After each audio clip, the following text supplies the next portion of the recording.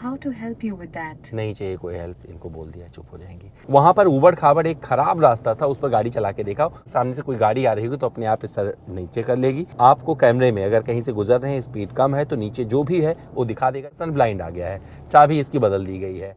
नमस्कार, मैं अमित द्विवेदी, आप सभी का स्वागत करता हूं अपने एक और वीडियो में। और मेरे साथ में है नई नवेली 7XO।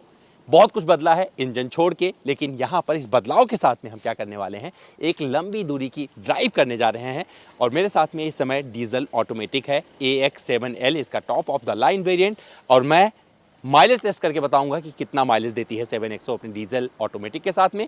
महिंद्रा के पोर्टफोलियो में ये बड़ी भूमिका निभाती है, खूब बिकती है ये गाड़ी, लोग बहुत पसंद करते हैं। और साथ में ये भी बताऊंगा कि ये ड्राइविंग में कैसी है, क्योंकि बहुत सारे रास्ते आने वाले हैं, बीकानेर होते हुए निकलूंगा और आपको बताऊंगा कि चलाने में किस तरीके से ये गाड़ी आपको हेल्प करने वाली है। और जब आप अंदर बैठेंगे तो जो बदलाव किए गए हैं वो कितने हद तक जस्टिफाइड हुए हैं, और इस गाड़ी में आप जब बैठेंगे तो क्या एक ही फैमिली कार बनती है या नहीं बनती है, इसका भी जवाब दिया जाएगा। तो चलिए शुरू करते हैं अपनी इस ड्राइव को और आपको लेके चलते हैं सीधे गाजियाबाद और बताते हैं सब कुछ इस 7XO के बारे में।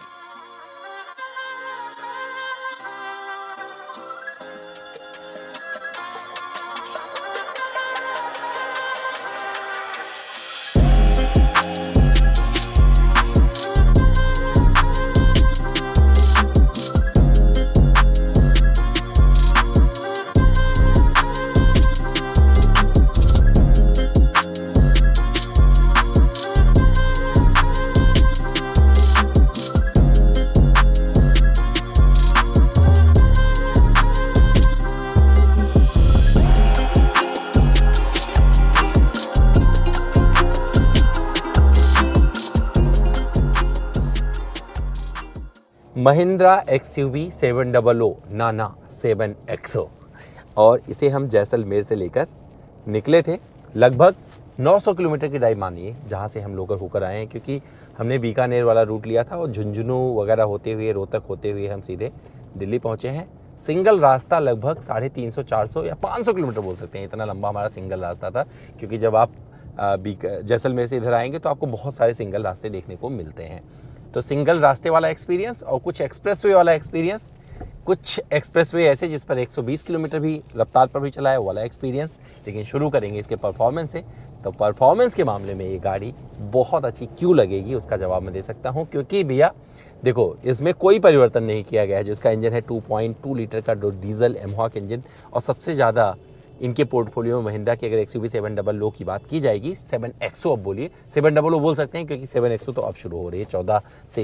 14 जनवरी से इसकी डिलीवरी शुरू होगी। तो क्या है कि यहाँ पर सबसे बड़ा योगदान डीजल निभा रहा है, और मैं डीजल ऑटोमेटिक चला रहा हूँ। बहुत सारे लोग ऑटोमेटिक को चूज़ करते हैं। और AX7L जब आप खरीदेंगे तो AX7 जो इनका टेक है उससे लगभग 10 फीचर ज़्यादा मिल जाते हैं, जिसमें बहुत सारी चीज़ें, जैसे रिवर्स में रियर का सीट पर बैठेंगे तो वहाँ पर आप इलेक्ट्रिकली सीट को आगे पीछे कर सकते हैं। मोबाइल वायरलेस चार्जिंग की सुविधा मिल जाती है, और यहाँ पर आपको विजुअलाइजेशन ये करके दे देता है। डास पे गाय, बकरी, घोड़ा जो भी होगा सड़क पर सब ये दिखाता रहता है, बहुत अच्छे से ये नज़र आता है।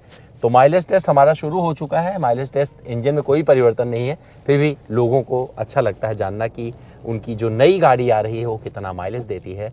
तो कितना माइलेज देती है इसका जवाब मिलेगा वीडियो के लास्ट में, और जितना भी किलोमीटर चलाएंगे वो हमको आपको बता देंगे।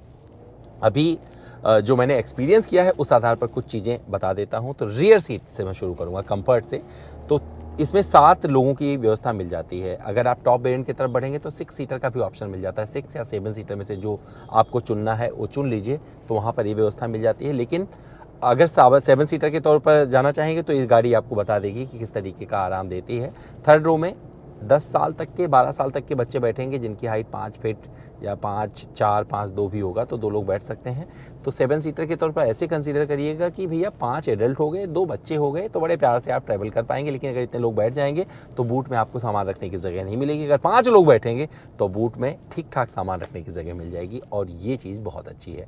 आराम से सीट फोल्ड हो जाती है, और जब सारी सीटें फोल्ड हो जाती हैं तो वहाँ पर आपको मतलब इतना जगह मिल जाएगा कि आराम से लेट सकते हैं, जो कि मैंने करके देखा। वॉक अराउंड आपने ऑलरेडी देखा होगा। साथ में इसमें जो चेंजेस किए गए हैं वो किस तरीके के हैं, तो लुक्स सब्जेक्टिव होता है। अब लुक्स में आप ही बता सकते हो कि आपको कैसी गाड़ी लग रही है, तो कमेंट करके बताइएगा।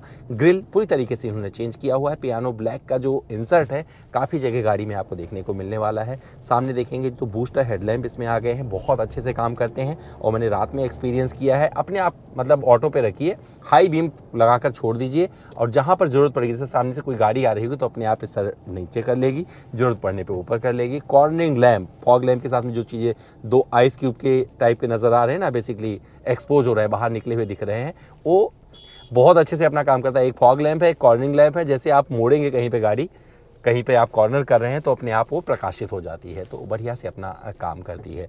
साथ में मैंने इसका 0 to 100 करके देखा, तो आप देख सकते हैं। पहले देखिए 0 to 100 ये कितनी देर में करती है, आप बताइए कमेंट करके। हम कोशिश कर रहे हैं कि आपने अपनी 700 के साथ में आपका एक्सपीरियंस कैसा रहा परफॉर्मेंस वाला, उसका भी कमेंट करते रहिएगा, तब ज़्यादा आप जुड़ पाएंगे इस वीडियो से। जो मैंने एक्सपीरियंस किया है वो तो मैं बता ही दूंगा। 1 2 3 गो।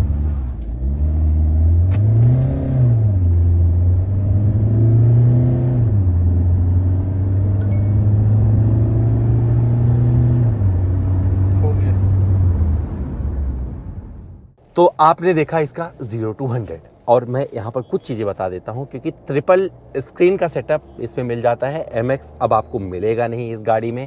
प्राइसिंग जो शुरू होती है बहुत ही एग्रेसिव है, 13.89 लाख से शुरू होती है। 40,000 लोगों को, पहले 40,000 लोगों को इस इंट्रोडक्टरी प्राइस पर ये गाड़ी मिलने वाली है। अगर आप खरीदेंगे इसका ऑल व्हील ड्राइव तो 2.45 लाख एक्स्ट्रा देना पड़ेगा। अगर आप ऑटोमेटिक खरीदेंगे तो उसके लिए 1.45 लाख एक्स्ट्रा देना पड़ेगा। ये कंपनी ने ऑलरेडी सारी चीज़ें क्लियर कर दी हैं, वो देख लिया। ट्रिपल स्क्रीन पर आ जाते हैं। ट्रिपल स्क्रीन क्या ये डिस्ट्रैक्ट करेगी अगर कोई उस पर वीडियो देख रहा हो, क्योंकि वीडियो बंद होगा नहीं। तो मैं देख रहा था, तो अगर वहाँ पर कुछ चल रहा है तो मेरी नज़रों में नहीं आ रहा है, तो मान के चलिए वो बढ़िया से उन्होंने किया है कि यही पैसेंजर एंजॉय करे, आपकी आंखें उससे डिस्टर्ब नहीं होगी। ऐसा तो फिलहाल मुझे देखने को मिल रहा है और एक्सपीरियंस के तौर पर मैं बता सकता हूँ कि ये डिस्टर्ब नहीं कर रहा है। इन दोनों स्क्रीन पर आप एक पर मैप लगा के रखिए और यहाँ पर इंस्ट्रूमेंट क्लस्टर चलता रहेगा। एडास विजुलाइज कर लेता है, उसे ऑन करके छोड़ दीजिएगा इसमें ड्राइव असिस्ट में जाके और वो देखता रहता है। एडास लेवल 2 में बस इतना बोल सकता हूँ कि भैया सबसे एक्यूरेट एडास महिंद्रा ऑफर करती है और वहाँ पर ये अभी भी खरा उतरती है, उसमें कोई शिकायत आप नहीं कर पाओगे। तो जितने बेसिक फीचर्स होते हैं, बेसिक नहीं थोड़े से ज़्यादा फीचर्स होते हैं, वो सब कुछ यहाँ पर महिंद्रा ने उठाकर दे दिया है और वो आपको अच्छा लगने वाला है। एक दो जो कमियां है उसकी बात कर लेते हैं यहाँ पे। तो जब आप गाड़ी 120 की रफ्तार पर चला रहे होंगे तो ये जो यहाँ पर ORVM लगा हुआ है, ORVM पे जब हवा टकराएगी तो उसका प्रवाह थोड़ा सा आपको डिस्टर्ब कर सकता है केबिन में। लेकिन फिर एक चीज़ बता देता हूँ, केबिन वेल इंसुलेटेड है और आप बैठेंगे पीछे वाली सीट पर, जैसे पीछे वाली सीट पर बैठा था मुझे सही लगा। अब मैं अपने हिसाब से एडजस्ट कर सकता था, ब्रिंग योर ओन डिवाइस, मतलब ये सारा फीचर दिया हुआ है। आप चाहे अपना वहाँ पर टैबलेट वगैरह लगा सकते हैं, तो ये सारी चीज़ें इस गाड़ी में फ़ीचर के तौर पर मतलब बहुत धनाढ़ गाड़ी बन गई है। वेंटिलेटर सीट मिल जाती है, हालांकि उसका इस्तेमाल इस सर्दियों में क्या ही करेंगे, गर्मी में जब करेंगे तब बताया जाएगा। बट फिर भी मुझे लगा कि ऐसी सीट है जहाँ पर अगर आप इस गाड़ी को रखते हैं कि सिटी में आपका ड्राइवर चला रहा है, पीछे बैठने का मन रहा है, काम करना वरना है, तो मुझे लगता है उस तरह की भी गाड़ी है जो आपको डिस्टर्ब नहीं करने वाली है। तो कंफर्ट इस तरीके से यहाँ पर आपको अच्छा लगेगा। परफॉर्मेंस पे आ जाते हैं सीधे।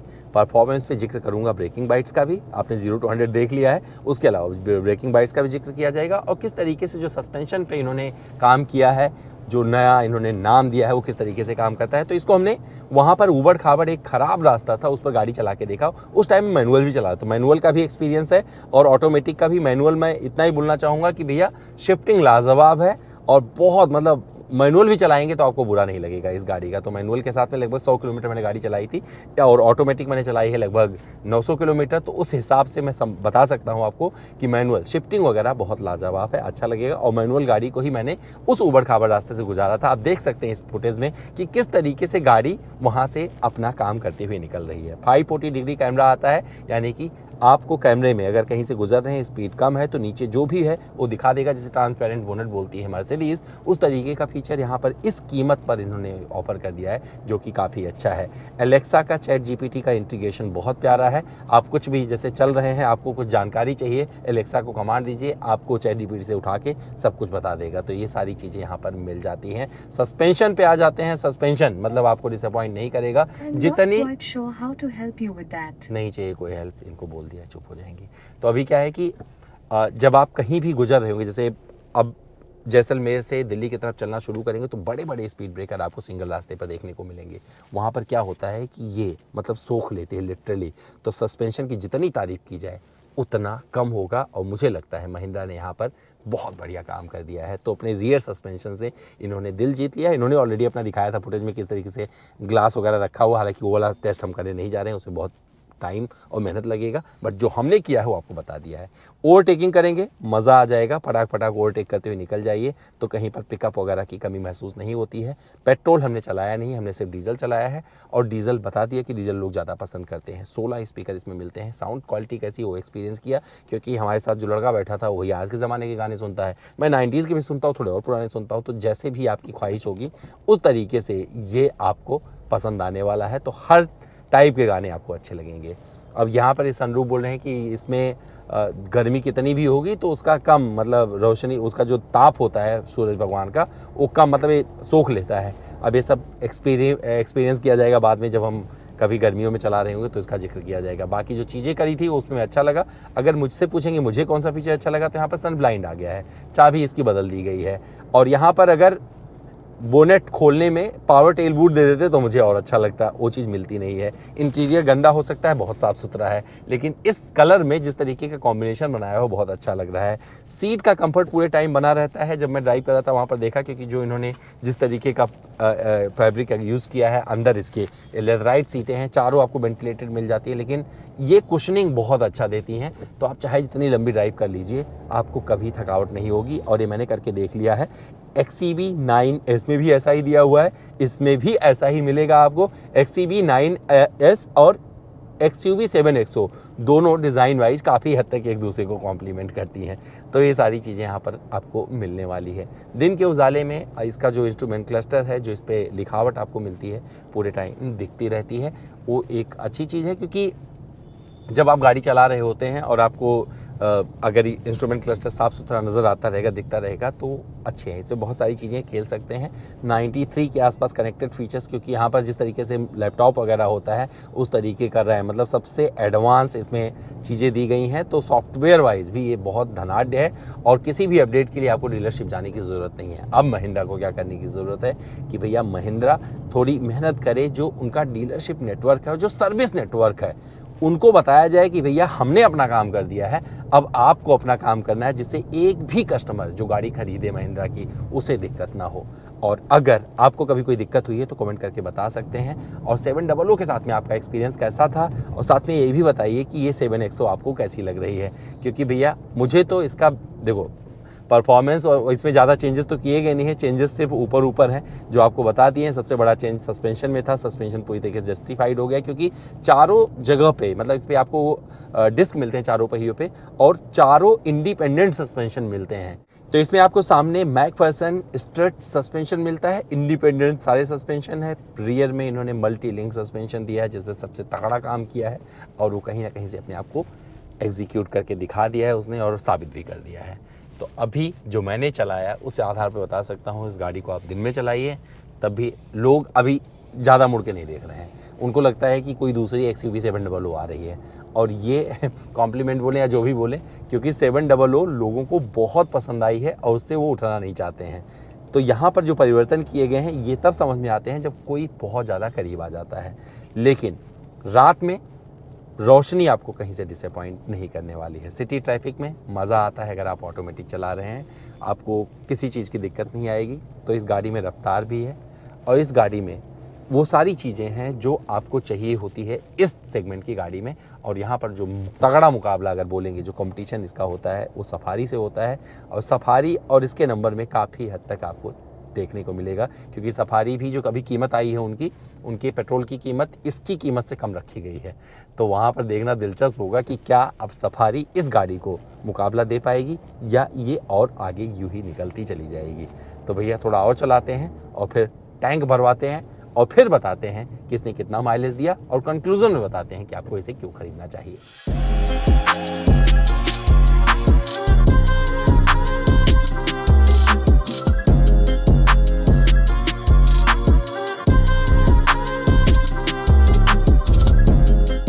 महिंद्रा 7XO को जैसलमेर से शुरू किया था और 52.80 लीटर फ्यूल डलवाया है। कब? जब इस गाड़ी को मैंने 700.8 किलोमीटर चला लिया है। इस तरह से जो माइलेज आया 13.25 किलोमीटर प्रति लीटर का माइलेज कब दिया है इसने? जब ऑलमोस्ट, मतलब आप मीटर पर देख सकते हैं कितना एवरेज स्पीड मैंने निकाला है, 700 किलोमीटर की दूरी के लिए मैंने कितना कम टाइम लिया है। इससे अंदाजा लग जाएगा कि गाड़ी ने एवरेज स्पीड ठीक ठाक मेंटेन की है और मैंने खींच के इसे चलाया है। और यहाँ पर जो कंडीशन है रोड की वो बहुत अच्छी मिली है मुझे। तो भगाने वाले कंडीशन में अगर आप गाड़ी तेजी से चलाओगे तो माइलेज उतना नहीं मिलेगा जितना आप उम्मीद करते हो। जितना आप चलाओगे जैसे वैसा आपको माइलेज मिलने वाला है। इस गाड़ी के बारे में एक चीज बोल सकता हूं कि इसमें 700 वाला पूरा फील है, लेकिन सस्पेंशन पे जो काम किया गया है वो बहुत परफेक्टली एग्जीक्यूट हुआ है। तो अभी मेरा घर 125 किलोमीटर और बचा हुआ है, फिर आपसे मुखातिब होता हूं।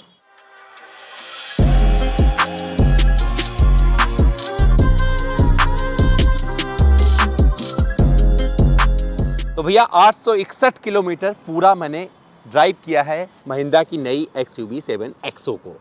और यहाँ पर बहुत सारी चीज़ें कंक्लूजन के तौर पर बोल सकता हूँ। एक ऐसी गाड़ी है जिसमें चेंजेस वो किए गए हैं जो प्रैक्टिकली थोड़े से अच्छे बन पड़े हैं, जैसे कि सस्पेंशन में जो आप इन्होंने चेंज किया है उससे आपको हर जगह फील होगा कि भैया ये गाड़ी सस्पेंशन वाइज आपको कहीं से डिसअपॉइंट नहीं करेगी। चाहे ऊबड़ खाबड़ रास्ते हो या फिर तगड़े वाले स्पीड ब्रेकर जहाँ से आप निकालते हैं ना, वहाँ पर जिस तरीके से सोख लेती है उस स्पीड ब्रेकर को, वो चीज़ अच्छी लगेगी। तो ये बड़ा चेंज हुआ है इस गाड़ी में। लेकिन एक चीज़ बता दूं, जिनके पास में 700 है अभी वो चला रहे हैं, वो ज़्यादा डिसअपॉइंट नहीं करेंगे, क्योंकि लुक्स में ना बहुत सारी चीज़ें ऐसी हैं, हालांकि लुक्स सब्जेक्टिव होता है, हो सकता है उनको ये पसंद ना आए। तो जिनके पास 700 है उन्हें परेशान होने की ज़रूरत नहीं है। अभी भी चलाइए बुलंदी के साथ में, क्योंकि इसमें जो बदलाव किए गए हैं इतने बड़े नहीं हैं कि आपकी 700 फीकी पड़ जाए। लेकिन जो चीज़ें इसमें आती हैं वो मुझे बहुत अच्छी लगी। जैसलमेर से गाजियाबाद तक की यात्रा लाजवाब थी और इस दौरान मैंने बहुत सारी चीज़ें देखी। चाहे इसके बूस्टर हेडलैम्प की बात करें, अच्छे से टेस्ट हो गया। और जिस तरीके से ये कॉर्नर जब आप करते हैं ना, निकल रहे होते हैं और ये रोशनी उधर फैला देती है तो आपको विजुअलिटी पूरी मिलती रहती है। तो हेडलैम्प से कोई आप कंप्लेन नहीं कर पाएंगे। यहाँ पर जो फॉग लैम्प के साथ में कॉर्नरिंग लैम्प दिया हुआ है, बड़े प्रैक्टिकली काम करता है। जैसे स्टीयरिंग घूमेगा तो ये ऑन हो जाता है और ये बहुत अच्छी जगह पर उन्होंने प्लेस किया है। तो मुझे लुक वाइज मुझे तो सही लगी है। आपको कैसी लगी कमेंट करके बता सकते हैं। लेकिन यहाँ पर ट्रिपल स्क्रीन आपको बेस मॉडल से मिल जाता है। मुझे लगता है वो चीज़ मेन यूएसपी बनने वाला है इस गाड़ी का। और गर्मी तगड़ी होगी तो जो सनरूफ है ना, वो काफ़ी हद तक इस धूप को सोख लेगा, तो आपके केबिन में कम गर्मी जाएगी, ऐसा कंपनी का कहना है। हालांकि मैंने इसको सर्दी में चलाया है तो उस पर बहुत ज़्यादा कमेंट नहीं कर सकता हूं। लेकिन चारों सीटों पर वेंटिलेशन का ऑप्शन दे दिया गया है, वो अच्छी हैं। और कुल मिलाकर जब आप इसे चलाएंगे, हो सकता है स्टीयरिंग व्हील जो 2 स्पोक नया स्टीयरिंग व्हील डाला हुआ है, चीज़ें थोड़ी सी आपको लगे कि भैया जो स्टीयरिंग थी वो ज़्यादा अच्छी थी। बट मुझे लगता है कि मिला जुला एक्सपीरियंस हो सकता है, क्योंकि हाँ, इसके साथ तालमेल बिठाने में मुझे थोड़ा दिक्कत हो रहा है। कॉर्नरिंग अगर की बात करेंगे तो कॉर्नरिंग बहुत कम जगह लेते हुए मुड़ जाती है। तो इतनी बड़ी गाड़ी होने के बावजूद भी आपको कॉन्फिडेंस देती रहती है। हवा जब तेज होती है या आप 120 की रफ्तार पर होते हैं तो जो ORVM है, इससे कटती हुई हवा की आवाज़ आपको सुनाई पड़ेगी। ये चीज़ है। मुझे लगता है कि अब यहाँ तक पहुँच गई है महिंद्रा, तो इस XUV 7XO में अब पावर टेल बूट इन्हें दे देना चाहिए था। इंटीरियर थोड़ा गंदा हो सकता है तो थोड़ा आपको सजग रहना पड़ेगा। ओवरऑल जो मेरा एक्सपीरियंस था वो ये था। वहाँ पर बता सकता हूँ कि अगर आप इस गाड़ी में बैठेंगे तो लगेगा कि आप एक लग्जूरियस कार में बैठे हैं और ये आपको कहीं से डिसअपॉइंट नहीं करेगी। हमारा ये वीडियो कैसा लगा कमेंट करके जरूर बताइएगा। अभी मैं इस गाड़ी को और चला रहा हूँ और मौका मिलेगा तो एक लंबा एक्सपीरियंस और आपसे साझा किया जाएगा। तो चलिए अपना ध्यान रखिएगा, फिर मिलते हैं किसी और वीडियो में।